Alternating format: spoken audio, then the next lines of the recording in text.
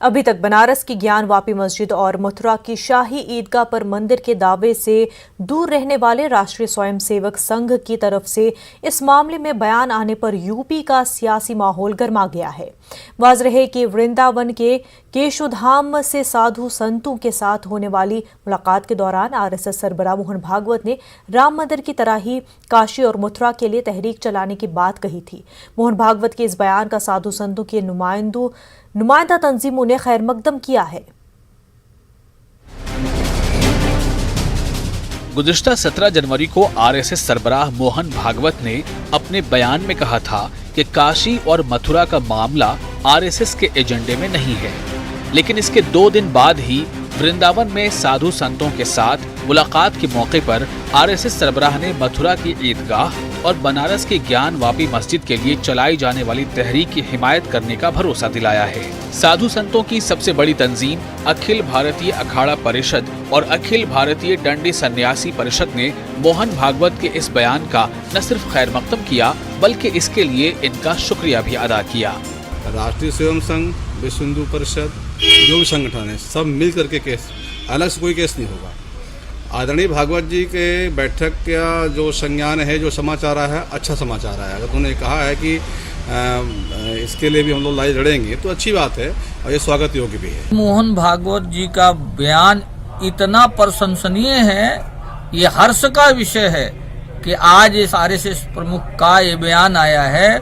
मैं उनको धन्यवाद देता हूँ और पूरा भारत के नहीं पूरे विश्व में बैठे हुए हिंदू इस बयान को सुनकर के हर्षित होगा।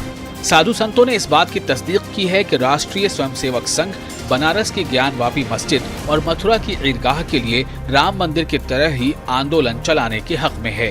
काशी और मथुरा में मंदिर की तामीर के लिए हर साल माघ मेले में अलामती धरने पर बैठने वाले मणि महाराज ने कहा है कि काशी और मथुरा के लिए तहरीक चलाने का खाका जल्द तैयार कर लिया जाएगा।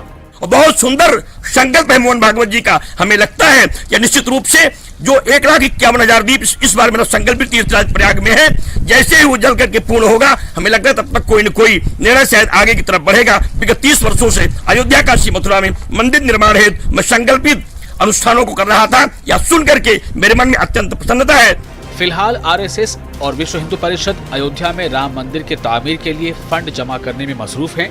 आरएसएस से वाबस्ता अफराद का कहना है कि अभी सिर्फ राम मंदिर की तामीर की बात की जाएगी, लेकिन साधु संतों की सबसे बड़ी तंजीम ने मोहन भागवत की बयान का जिस तरह से खैर मकदम किया है, उसे देखते हुए कयास लगाया जा सकता है कि आने वाले दिनों में राम मंदिर की तरह ही बनारस और मथुरा की मसाजिद पर दावा मजबूत करने की कोशिश की जाएगी। न्यूज़ 18 उर्दू के लिए इलाहाबाद से मुश्ताक आमिर की रिपोर्ट। जो बाइडेन अब से थोड़ी देर बाद अमेरिका के 46वें सदर के ओहदे का हल्फ लेंगे। साथ ही हिंदुस्तानी नजाद कमला हैरिस भी नायब सदर के ओहदे का हल्फ लेंगी। हल्फबर्दारी तकरीब से पहले डोनाल्ड ट्रंप व्हाइट हाउस से चले गए हैं। बराह रास्त तस्वीरें आप देख सकते हैं। आपको बता दें कि इससे पहले जो बाइडेन ने ट्वीट किया था और उस ट्वीट में उन्होंने लिखा था कि अमेरिका के लिए एक नया दिन है। जो बाइडेन जो है 46th प्रेसिडेंट के तौर पर, यूनाइटेड स्टेट्स के 46th प्रेसिडेंट के तौर पर अब से कुछ देर में ही हल्फ लेंगे। तमाम तर सिक्योरिटी के इंतजाम जो है वो कर लिए गए हैं। हाई लेवल की सिक्योरिटी जो है पूरे वॉशिंगटन में इस वक्त लगाई गई है। अब से कुछ देर में ही, जिस तरह से आप तस्वीरें भी देख रहे हैं कि जो बाइडेन जो है 46th प्रेसिडेंट के तौर पर हल्फ लेंगे। और उसी के साथ आपको बता दें कि जिल बाइडेन जो है यूनाइटेड स्टेट्स की फर्स्ट लेडी कहलाई जाएंगी। बराक ओबामा आपको बता दें पहुंच रहे हैं। आप तस्वीरें इस वक्त देख सकते हैं कि बराक ओबामा भी पहुंच गए हैं।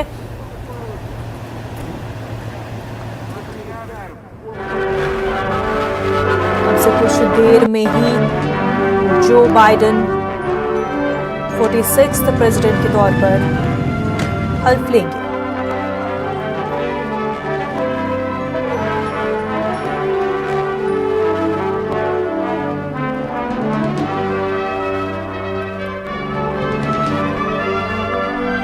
साथ ही आपको बता दें हिंदुस्तानी नजाद कमला हैरिस भी नायब सदर के ओहदे का हल्फ लेंगी।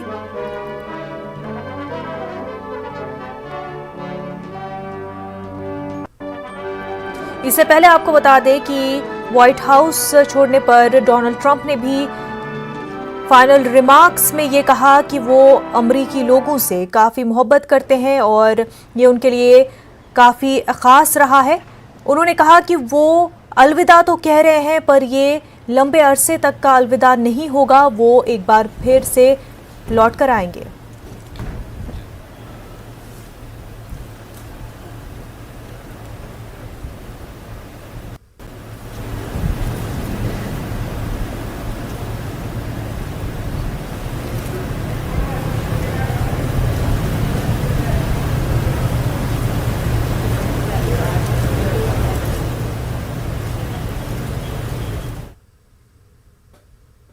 नाजरीन, जो बाइडेन के ओथ सेरेमनी के हवाले से हमारा स्पेशल बुलेटिन देखना नहीं भूलिएगा 9 बजे।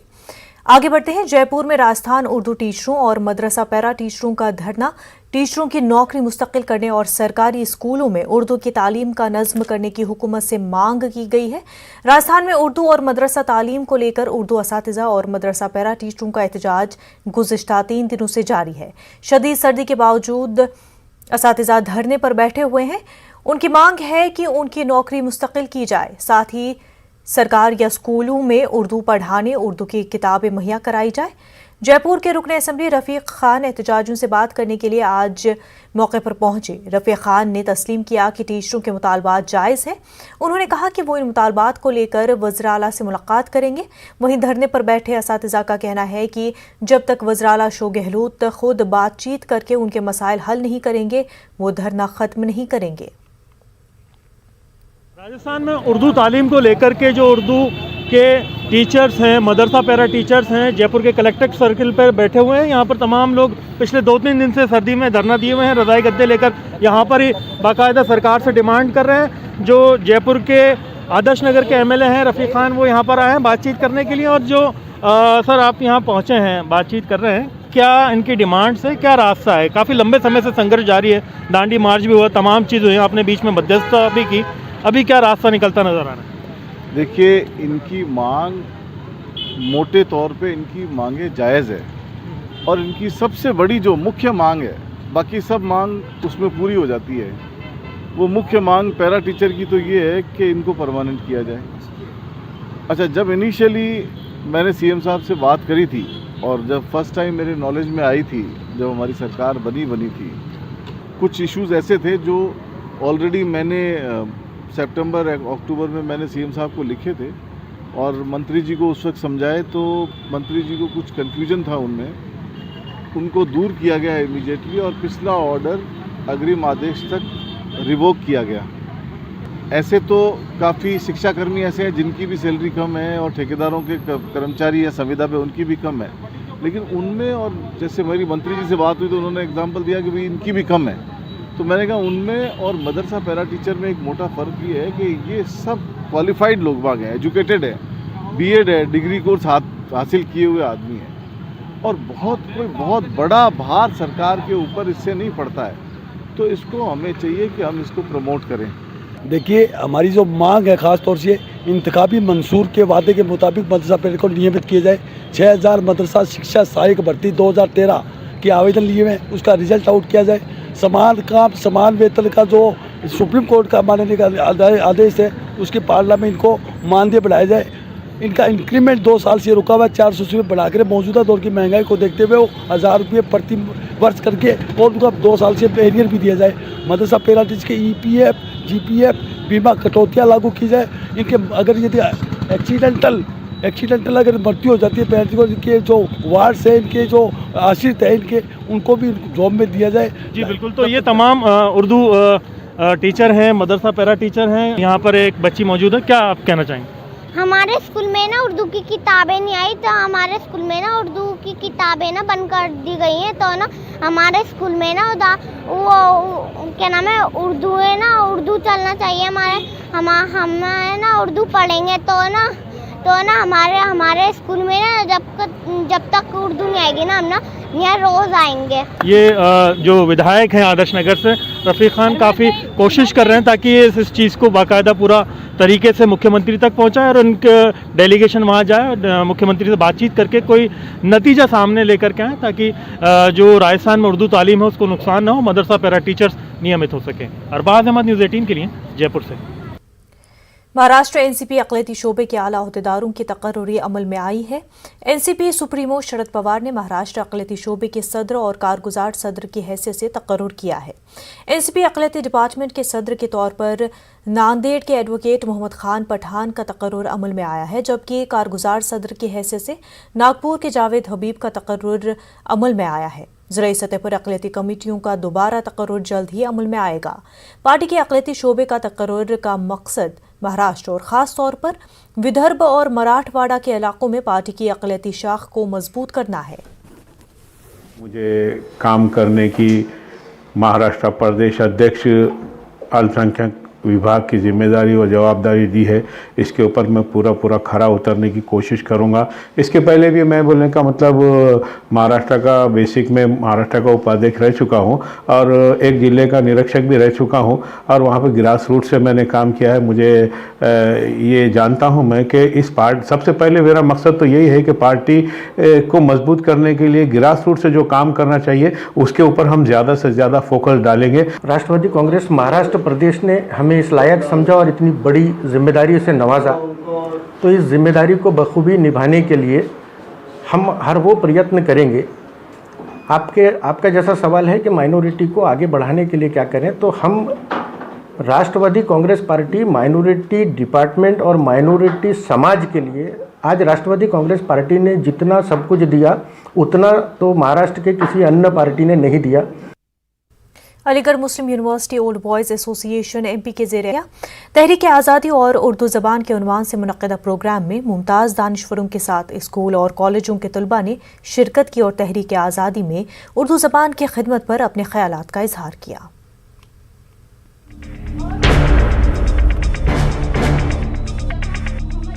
हिंदुस्तान की तहरीक आज़ादी में जो किरदार उर्दू ज़बान ने अदा किया है वो मुल्क की कोई और दूसरी ज़ुबान अदा नहीं कर सकी। उर्दू ज़बान के अदीबों, शायरों, सहाफ़ियों, दानिशवरों ने इस ज़बान के ज़रिए तहरीक आज़ादी को लेकर मुल्क में अवामी बेदारी पैदा करने का जो किरदार अदा किया है वो बेमिसल है। तहरीक आज़ादी में उर्दू के हिस्से पर जहाँ तक जिक्र किया जा रहा है और किया जाना चाहिए, उर्दू का ही सबसे ज़्यादा अहम किरदार रहा है। आज हम पर बहुत सारे इल्ज़ामात या इस तरह की बातें हमारे सिलसिले में, हमारी उर्दू के सिलसिले में कि उसको एक तरह से तक़सीम का भी ज़िम्मेदार बताया जा रहा है, इसलिए कि हमारे हाथ कटे हुए हैं, हम बोल नहीं पाते हैं। बुनियादी तौर पे ये सोचा Aligarh Muslim university old boys association ने कि हम लोग कुछ ऐसे प्रोग्राम्स यहाँ हर हफ्ते तकरीबन एक ऐसा प्रोग्राम करें जिसमें बच्चों को और आम लोगों को जोड़ें और जो इम्पोर्टेंट मौजू हैं उनसे मुताल्लिक़ उस पर कोई सेमिनार करें, डिस्कशन करें और लोगों के बीच में ये बातें रखें। प्रोग्राम के इनेकाद का मकसद मुजाहिदीन आज़ादी की रोशन तारीख और तहरीक आज़ादी में उर्दू के नुमायां किरदार से नई नस्ल को वाकिफ कराना है। यही वजह है कि प्रोग्राम में जहां मुमताज़ दानिशवरों ने अपने ख्यालात का इजहार किया, वहीं स्कूल और कॉलेजों के तलबा ने तहरीक आज़ादी और उर्दू ज़ुबान के उन्वान पर अपनी बातें रखी। उर्दू हिंदुस्तानी ज़ुबान है, हिंदुस्तान में पैदा हुई, फली फूली और तरक्की करते करते आज दुनिया की तरक्की याफ्ता ज़ुबानों में शामिल हो गई। कश्मीर से कन्याकुमारी तक, गुजरात से आसाम तक ये लोगों के दरमियान सबसे ज़्यादा बोली और समझी जाने वाली ज़ुबान है। उर्दू ज़ुबान हमारी तहजीबी विरासत का नमूना है। उर्दू ज़ुबान ने हमें महज़्ज़ब बनाया, हमारी शख्सियत को संवारा, निखारा और हमें एक मुनफरिद शनाख्त से नवाजा। जी, एक चीज़ ये है कि जो तहरीक आज़ादी है, तहरीक आज़ादी में अगर मुताला किया जाता है तो उसमें बहुत सारी चीज़ें निकल करके आती हैं। जैसे आज के दिन हम अलीगढ़ मुस्लिम यूनिवर्सिटी जो ओल्ड एसोसिएशन की तरफ से ये प्रोग्राम ऑर्गेनाइज़ किया जा रहा है, कहीं ना कहीं इसका मकसद भी सिर्फ और सिर्फ ये है कि हम ये ना भुला दें कि तहरीक आज़ादी में उर्दू ज़बान का कोई रोल ही नहीं है, जैसा कि आज किसी न किसी तरह से किसी न किसी दूसरे नाहिए से इसको दबाने की कोशिश की जा रही है। AMU ओल्ड बॉयज़ एसोसिएशन ने जनवरी महीने में, चूंकि ये जश्न जमहूरियत का महीना है, इस महीने में मुजाहिदीन आज़ादी और उर्दू ज़बान की खिदमात के हवाले से मुख्तलिफ प्रोग्राम के इनेकाद का फैसला किया है। ताकि नई नस्ल अपने बुजुर्गों और उर्दू ज़बान की खिदमत से वाकिफ हो सके। न्यूज़ 18 उर्दू के लिए भोपाल से मेहताब आलम की रिपोर्ट। अलीगढ़ मुस्लिम यूनिवर्सिटी को आज अपने क़याम के 100 साल बाद जिस पर सबसे ज़्यादा फ़ख्र है वो उसके तुलबा है। यही वो तुलबा है जो दुनिया के किसी भी गोशे में रहें लेकिन उनके दिलों में AMU धड़कती रहती है। तुलबा कदीम की अंजुमन AMU ओल्ड बॉयज़ की भी तारीख़ कमोबेश 130 साल पर मुश्तमिल है। सर सैयद अहमद खान ने अपनी ज़िंदगी में ही तुलबा कदीम की अंजुमन बनाने का ढांचा तैयार कर लिया था। AMU ओल्ड बॉयज़ एसोसिएशन के कारगुजार नायब सदर डॉक्टर मोहम्मद आज़म मीर बताते हैं कि तुलबा की इस तंजीम को जिस मकसद के तहत कायम किया था वो आज भी कायम है। उन्होंने कहा कि माशी पसमानदगी का शिकार बच्चों का ताउन इदारे के अहम मकासद में शामिल है। साथ सरसरी का ये चमन कैसे फले और फूले उस पर भी तुलबा कदीम को आज असर नौ गौर करने की ज़रूरत है। देखिए, ओल्ड बॉयज़ की तारीख़ है 1898 में ये वजूद में आई ओल्ड बॉय एसोसिएशन, और वही साल सर सैयद के इंतकाल की है। सर सैयद इसके मेंबर बनना चाहते थे, इसीलिए यूनिवर्सिटी में उन्होंने, क्योंकि वो यहाँ पढ़े नहीं थे तो यूनिवर्सिटी में उन्होंने एडमिशन लिया, लेकिन वो क्योंकि इंतकाल हो गया किसी वजूहत की वजह से मेंबर नहीं बन पाई। और ओल्ड बॉयज़ जो अलीगढ़ मुस्लिम यूनिवर्सिटी से फ़ारिग होकर निकलते हैं वो यहाँ पर सब लोग इकट्ठा हों और जोड़कर अलीगढ़ मुस्लिम यूनिवर्सिटी के बारे में, कौम के बारे में और मुल्क के बारे में एक जा राय हो कि जिससे तरक्की हो सके। मकसद इसका है कि यहाँ पर एजुकेशन उन गरीब बच्चों को मिले, यहाँ से जो है जिनके जो है कोई ज़राए नहीं होते हैं, जो उनकी यहाँ पर जिनको यहाँ से जो है स्कॉलरशिप मिलती थी, और यूनिवर्सिटी की फलाह बहबूदी के लिए यहाँ पर कदम उठाए जाते थे जिससे कंस्ट्रक्टिव काम हो सके और डिस्ट्रक्टिव ना हो कोई। वक्त हो गया एक छोटे से ब्रेक का। तकरीबन 70 बरसों से कौमी परचम पर अशोक चक्र लगाने का काम करता आ रहा है। अब इस खानदान की तीसरी नस्ल इस काम में लगी है। पेश है ये खास रिपोर्ट।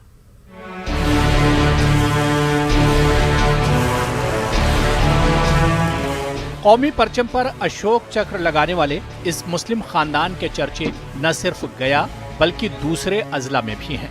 कौमी परचम पर अशोक चक्र लगाने का ऑर्डर दीगर अजला से भी आता है। यौम जमहूरिया हो या फिर जश्न आज़ादी, दोनों मौक़ों पर 30,000 तिरंगे पर अशोक चक्र लगाने का काम इनको मिलता है। हालांकि तिरंगे पर अशोक चक्र लगाने से इनको मेहनताना बहुत कम मिलता है, लेकिन इनका कहना है कि ये मुल्क की शान है, इसलिए कम पैसे मिलने के बाद भी वो इस काम को छोड़ने को तैयार नहीं है। गया शहर के मारूफगंज मोहल्ले में रहने वाले मोहम्मद शमीम, इनकी अहलिया सीमा परवीन के साथ इनके 4 बेटे और एक बेटी भी इन दिनों कौमी परचम पर अशोक चक्र लगाने में मसरूफ है। मोहम्मद शमीम का कहना है कि इनके वालिद ने 70 बरस कब्ल इस काम को शुरू किया था। मोहम्मद शमीम ने बताया कि खादी भंडार के जरिए इन्हें झंडा सिल के मिलता है, जिस पर वो अशोक चक्र लगाते हैं। यह देश का शान के लिए जो खानदानी चल रही है, हमारे पिताजी हमारे दादाजी करते हुए आए हैं, 70 साल हो गया करीब। तो इससे हमें फ़ायदा तो नहीं है, मगर सिर्फ देश के लिए, क्योंकि हमको गर्व होता है कि ये अच्छा छापने में, कि तिरंगा देश के लिए छाप रहे हैं हम। ये मेरे दादा के टाइम में छपाई होता था तो हम लोग उस वक्त देखते थे, फिर फादर भी बनाते आए, फिर उसके बाद फादर से हम लोग भी धीरे धीरे फादर जो थे मेरे वो सिखाएं। ये काम में तो मैं अपना जान तक लुटा दूंगा, मगर इस काम को नहीं छोड़ूंगा। हमको अच्छा लगता है, इस तिरंगा झंडा छपने के बाद अच्छा महसूस करते हैं, हमारे बच्चे भी करते हैं, हम भी करते हैं, हमारे और भी घर में गार्जियन ने सब करते हैं। थोड़ा ज़्यादा काम आ जाता है तो नौकर को भी रख के काम करवाते हैं, लेबर को। मतलब इनसे हमारा आमदनी नहीं है, खुद हम लोग कमाते हैं, मेरे हस्बैंड कमाते हैं, हम कमाते हैं, हमारे बच्चे कमाते हैं, तो हमारा घर तो चलना है इसी। शमीम बताते हैं कि झंडे पर अशोक चक्र की छपाई करने के बाद इसे पहले साए में सुखाना होता है, फिर इसे धूप में सुखाना पड़ता है। इनका कहना है कि पैसे तो कम मिलते हैं, लेकिन इसके जरिए कौमियत के साथ जुड़ने का मौका मिलता है, जिसे इनका खानदान अपनी खुशनसीबी समझता है। Bureau report, news 18 Urdu. मारूफ शायर इमरान प्रतापगढ़ी ने आज रामपुर का दौरा किया। इस दौरान उन्होंने एसपी लीडर आजम खान के घर पहुंचकर उनकी अहलिया से मुलाकात की। इमरान प्रतापगढ़ी का कहना है कि उत्तर प्रदेश की योगी हुकूमत आजम खान और उनके अहल खाना को परेशान कर रही है। आजम खान और उनके अहल खाना पर तरह तरह के मुकदमात दर्ज करते हुए उन्हें जेल भेजा जा रहा है। इमरान प्रतापगढ़ी ने योगी हुकूमत के तरीक़ेकार पर नाराजगी जाहिर की है। उन्होंने कहा कि योगी हुकूमत जौहर यूनिवर्सिटी को बर्बाद करना चाहती है। इमरान प्रतापगढ़ी ने योगी हुकूमत पर इंतकामी कार्रवाई करने का इल्जाम आयद किया।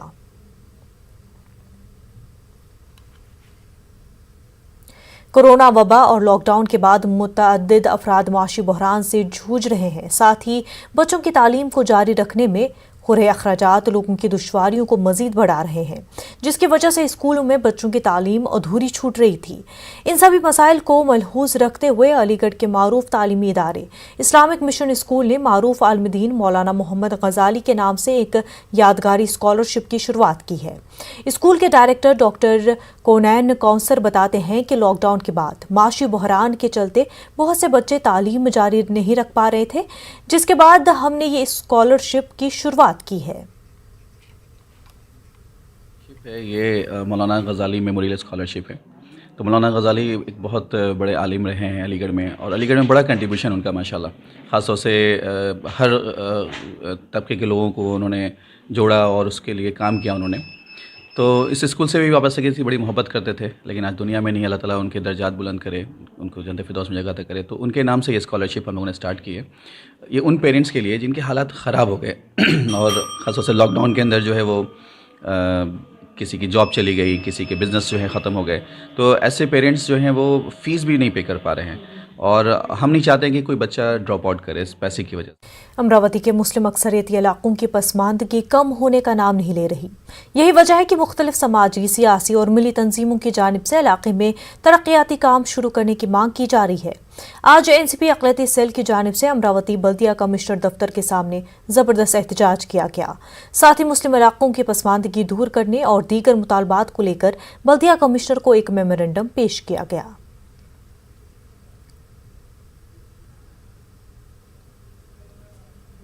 कर्नाटक स्टेट नदाफ पंजार मंसूरी सिंह ने नदाफ पंजार समाज की तरक्की के लिए अलहदा डेवलपमेंट बोर्ड बनाने का येदियुरप्पा हुकूमत से मुतालबा किया है। इस मौके पर पंजार सिंह के लीडर महबूब संते कलूर, शेख शावली और मोहम्मद इस्माइल ने बताया कि नदाफ पंजार और मंसूरी समाज का शुमार कर्नाटक की निहायत ही पसमानदा ज़ातों में किया जाता है। उन्होंने बताया कि अभी भी मंसूरी समाज के लोग तालीमी, माशी और समाजी तौर पर काफ़ी पसमानदा है। संघ के लीडरों ने बताया कि कर्नाटक की मुस्लिम आबादी में 30% नदाफ और मंसूरी समाज के लोग रहते हैं।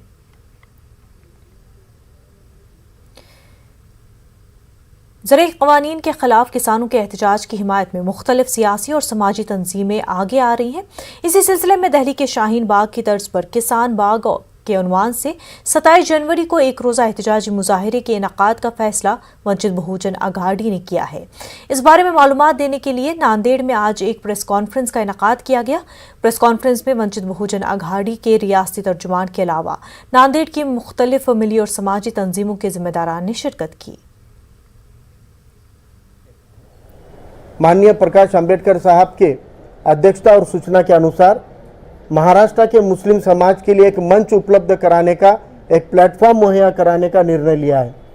महाराष्ट्र का मुसलमान और भारत का मुसलमान पूरी ताकत से, पूरी दिल से और अपनी दुआओं के साथ इस मुल्क के किसानों के साथ खड़ा हुआ है।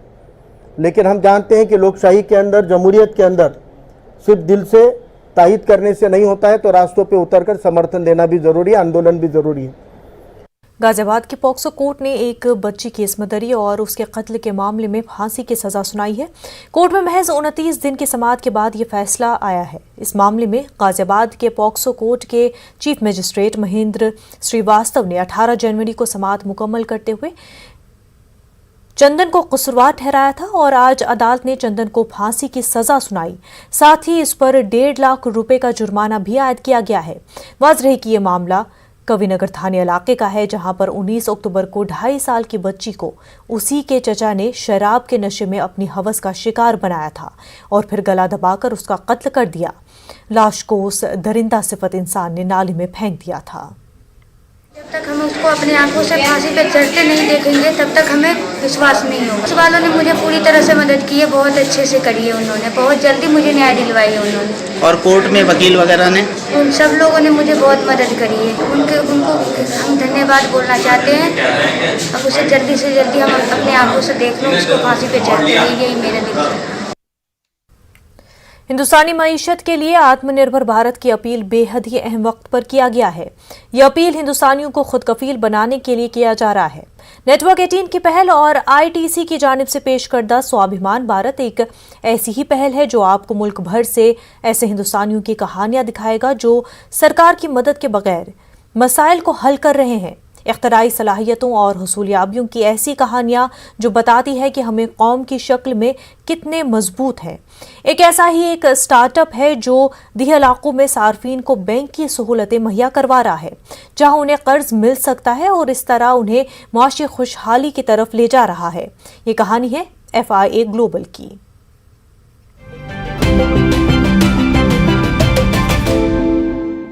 FIA ग्लोबल की स्थापना 2012 में सामाजिक और आर्थिक समावेश को स्वरूप देने के मिशन के साथ की गई थी। सह संस्थापक और CEO सीमा प्रेम कभी MIT में छात्र थे और वहीं इस स्टार्टअप के विचार ने जन्म लिया। दरअसल FIA भारत के शहरी और ग्रामीण दोनों ही इलाकों में ऐसे ग्राहकों की जरूरत के हिसाब से बहुत अलग तरह की वित्तीय सेवाएं मुहैया कराते हैं जिनके पास बैंक की सुविधा नहीं है। और FIA ग्लोबल ने अब विदेशी बाजारों में भी अपने कामकाज का विस्तार किया है। FIA is an impact fintech that is redefining the way financial services are distributed to low-income customers in South Asia. We have an AI fintech platform that aggregates, designs and delivers sachet financial products to rural customers in India and Nepal. We have one of the largest rural banking infrastructures in the country. FIA global artificial intelligence और machine learning का इस्तेमाल करके automated technology solutions मुहैया कराता है और यही इसकी खासियत है। यह लेन देन की लागत को तो कम करता ही है, साथ ही जोखिमों को भी कम करता है। FIA ग्लोबल कम आय वाले घरों में वित्तीय आत्मनिर्भरता लाने का प्रयास कर रहा है और यही है सही स्वाभिमानी रास्ता।